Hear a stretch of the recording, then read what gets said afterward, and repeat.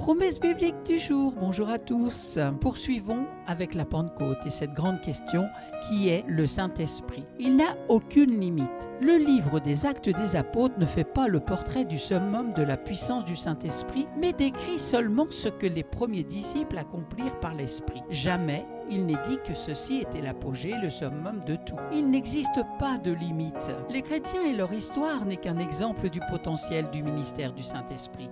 Le champ est ouvert devant nous. Paul pria dans Éphésiens chapitre 1 versets 18 à 20 « Et qu'il illumine les yeux de votre cœur pour que vous sachiez quelle est l'espérance qui s'attache à son appel, quelle est la richesse de la gloire de son héritage qu'il réserve aux saints et quelle est envers nous qui croyons l'infinie grandeur de sa puissance se manifestant avec efficacité par la vertu de sa force. » Un évangile surnaturel avec des effets révolutionnaires. Les chrétiens n'ont jamais été appelés à combattre le monde, la chair et Satan de leur propre force, qu'ils vivent au 1er ou au 21e siècle. L'évangile est la puissance de Dieu. Lisons cela dans Romains chapitre 1 verset 16. « Car je n'ai pas à rougir de l'évangile, n'est-il pas la puissance de Dieu qui sauve de la mort éternelle tous ceux qui l'acceptent avec foi?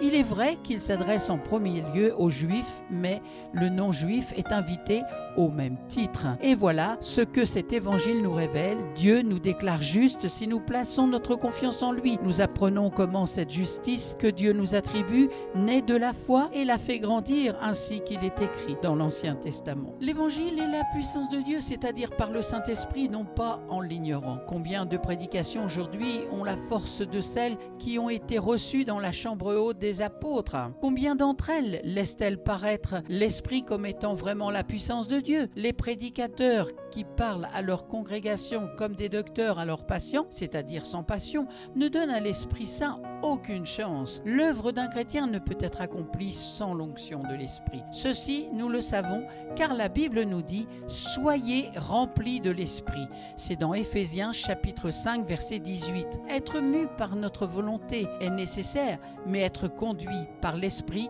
est le modèle du Nouveau Testament.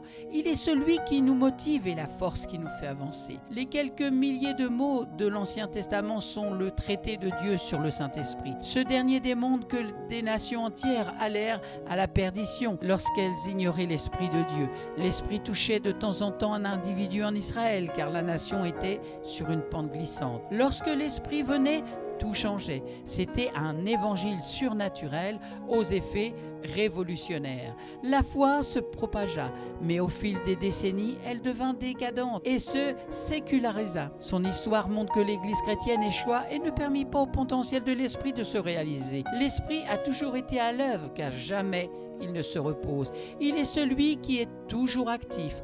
On lui a peut-être donné très peu de reconnaissance, mais il continuait de travailler contre la corruption de l'Église. L'Église a été mêlée à de nombreuses intrigues, à la politique, aux hérésies théologiques, aux querelles destructives, aux débats sur des problèmes bien éloignés de ce que Jésus a dit, étrangers à la réalité du Saint-Esprit. Il est grand temps pour nous de connaître la personne du Saint-Esprit. Et comme Jésus l'a décrit, le secret de la puissance de l'Évangile, recevoir le Saint-Esprit ne demande aucun effort ou dur labeur. Il suffit simplement de le laisser entrer dans nos cœurs. Nous ne créons pas sa puissance. Nous ne le rendons pas efficace. Nous ne générons pas la puissance du Saint-Esprit par la prière, la transpiration, l'agonie, le temps, l'effort, les bonnes œuvres ou quoi que ce soit d'autre. Le Père nous donne l'Esprit comme un cadeau, pas comme une récompense ou un salaire. Si nous pouvions être assez bons pour mériter le Saint-Esprit, nous n'aurions plus besoin de lui.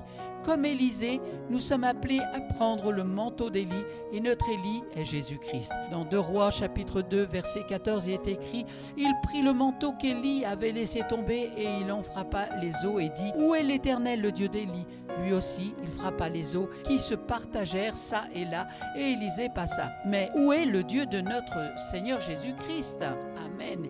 Jésus est mort à la croix. Jésus est ressuscité. Il est vivant aujourd'hui. Il est le chemin, la vérité et la vie. Et nul ne vient au Père que par Jésus.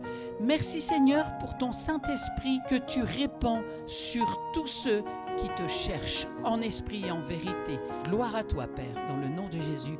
Amen. Merci d'avoir écouté Promesse biblique aujourd'hui. C'était la fin de cette grande question qui est le Saint-Esprit. Je vous souhaite bon courage, bonne méditation, prenez bien soin de vous et je vous dis à très bientôt.